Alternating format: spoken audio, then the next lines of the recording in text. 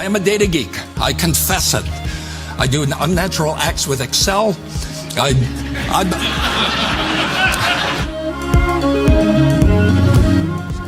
Now, if you do that, somebody has become empowered. It raises the question, how do we do this? You know whose definition this is? It's the World Bank. It's the definition they use in developing nations for taking people who have no concept of how to do things. You know, I worked, as those of you who were at the reception last night heard, I used to work in the typesetting machine industry.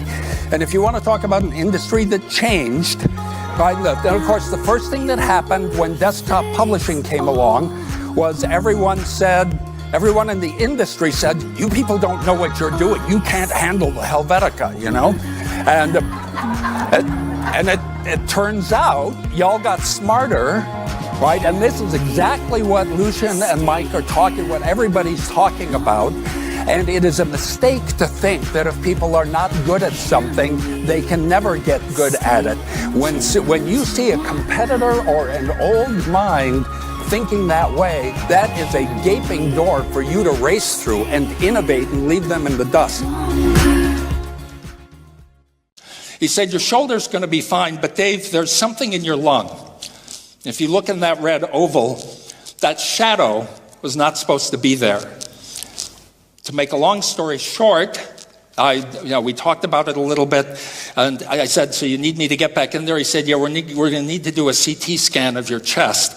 And in parting, I said, is there anything I should do? He said, think about this. When this is the advice your doctor gives you, just go home and have a glass of wine with your wife. I went in for the CAT scan, and it turns out there were 5 of these things in both my lungs. So at that point, we knew that it was cancer. We knew it wasn't lung cancer. That meant it was metastasized from somewhere. The question was, where from? So I went in for an ultrasound. I got to do what many women have, the jelly on the belly and My wife came with me. She's a veterinarian, so she's seen lots of ultrasounds. I mean, she knows I'm not a dog, but what we saw, this is an MRI image. This is much sharper than an ultrasound would be. What we saw in that kidney was that big blob there. And there were actually 2 of these. One was growing out the front. It had already erupted and it latched onto the bowel. One was growing out the back and it attached to the psoas muscle, which is a big muscle in the back that I'd never heard of, but all of a sudden I cared about it. I went home. Now, I've been Googling. I've been online since 1989 on CompuServe. I went home, and I know you can't read the details here. That's not important.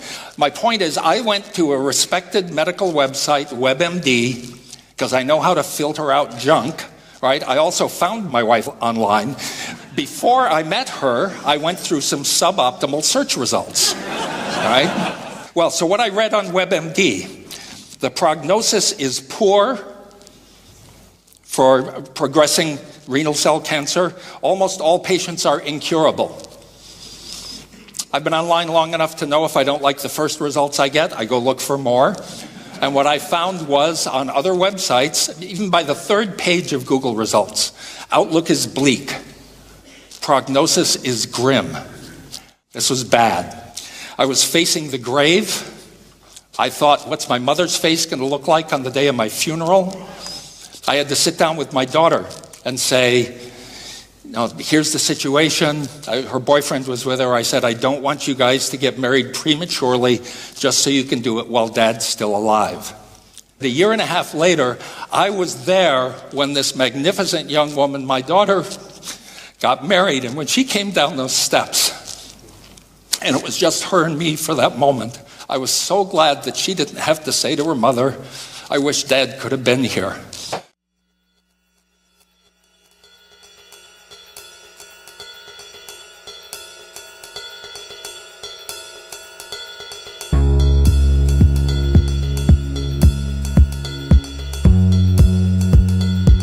most tweeted person since the conference started. So.